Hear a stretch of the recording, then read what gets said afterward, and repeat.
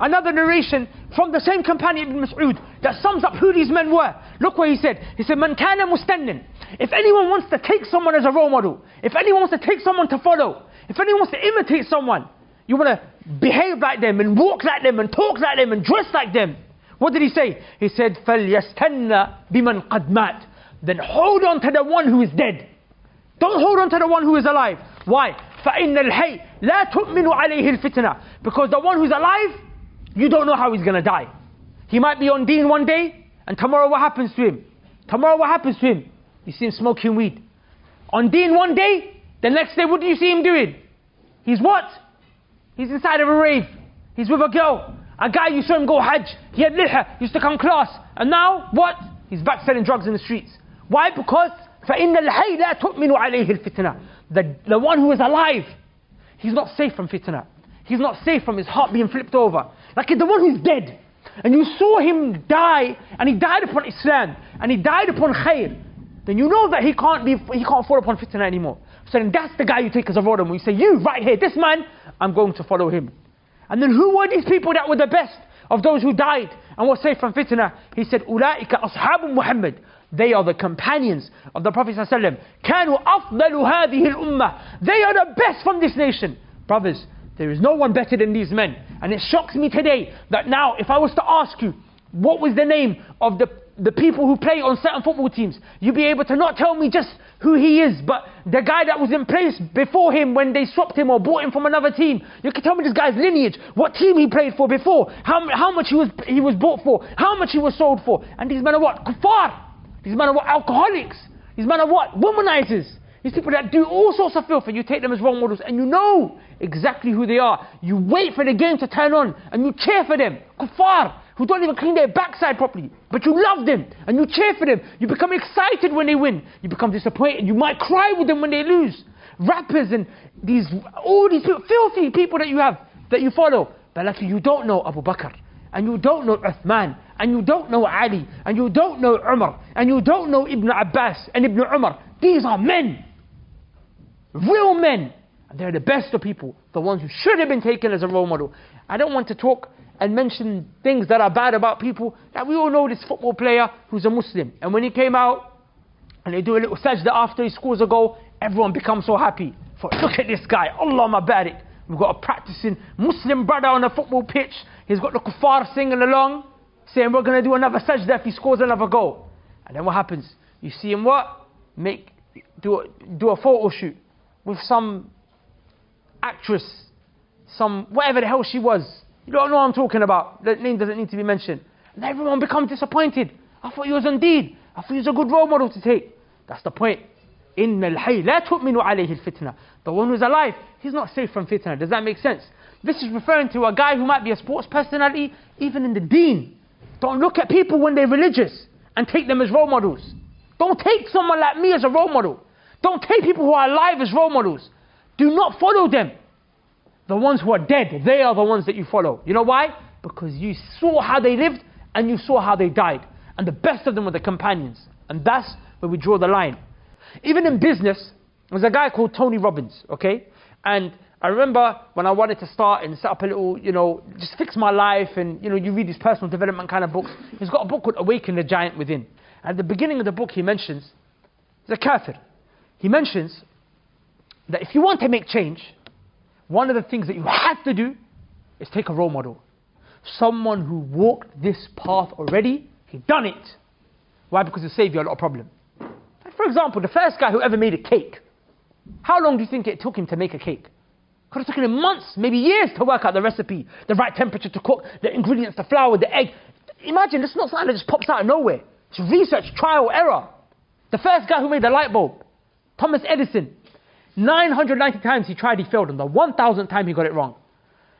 1,000 times it took him before he got it right.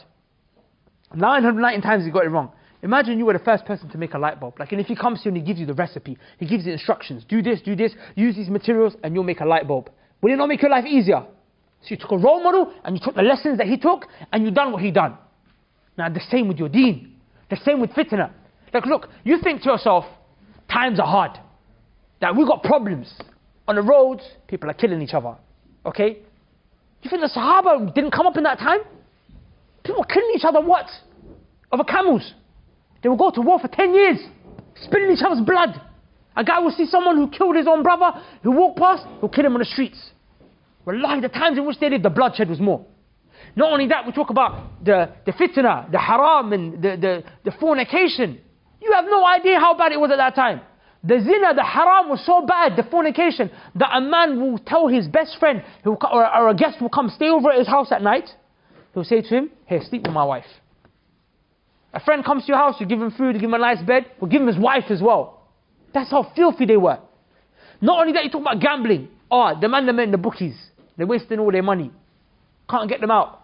Do you know how bad it was for them when they would gamble? They would come and gamble their wife and the children away. A man will bring his wife, he'll bring his kids, and he'll gamble and he'll lose his wife and his kids. See him go and be taken by another man. They lived in the worst time. So you're talking about, oh, it's mad out here. The fitna is too much out here. It's not worse than what they face. So you take them as an example, you'll make your way out. You take them as an example and you'll make your way out.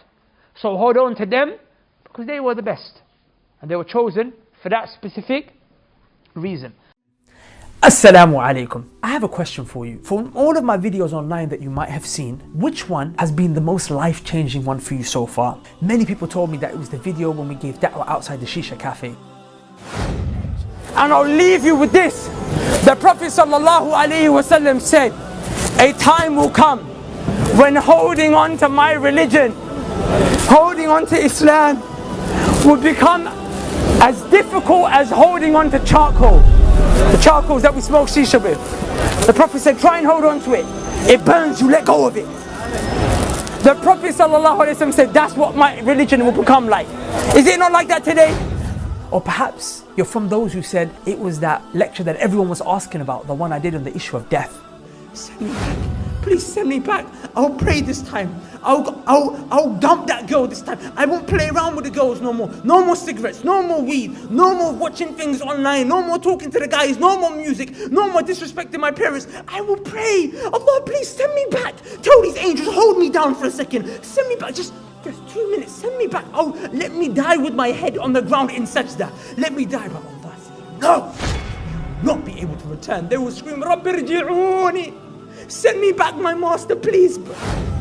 Or maybe it was one of the other 1,000 plus videos that we have online. Whatever it was, I want to ask you a follow-up question. And that is, I want you to remember and record what life was like before you saw that video, when you were distant from Allah subhanahu wa ta'ala. Now, when you're thinking of that and remembering that, I want you to be aware that there are many brothers and sisters who are still living life like that, far and distant from Allah subhanahu wa ta'ala. They still haven't seen that one video that's going to help change their life. They haven't seen that one reminder that's going to touch them and bring them out from the darkness of sin to the brightness and the light and the happiness of guidance. But that doesn't mean that there isn't hope for them. They just need to come in contact with that kind of content online. And that's why myself and my team are dedicating the next 3 months inshallah ta'ala to flooding the internet with as much content on Tawheed and Sunnah and reminders about Allah subhanahu wa ta'ala as possible. But the issue is that in order for us to reach those targets, we're limited in terms of the resources that we have. We need to hire more people in our media team. We need to also buy new equipment. Now look, I am going to ask you to support this financially, but I'm not going to ask you for crazy numbers. For us, we don't need that kind of money. We need little money because we have a team that really believes in this. And the proof is in the pudding. If you see what we've done over the last summer, subhanAllah, you can see that the work that gets done, that money goes where it deserves to be placed. So I'm going to ask you inshallah ta'ala, because you're a person who's benefited from this YouTube channel, you're a person who's benefited from my video. I want you to be able to give the gift of that video that helped change your life to someone else by donating at the link below. And remember, the Prophet ﷺ said, none of you will truly believe until you love for your brother, by extension your sister, what you love for yourself, and what you love here for them is what guidance, the way you love it for yourself. So please inshallah ta'ala give it the link below and let's flood the internet with La ilaha illallah.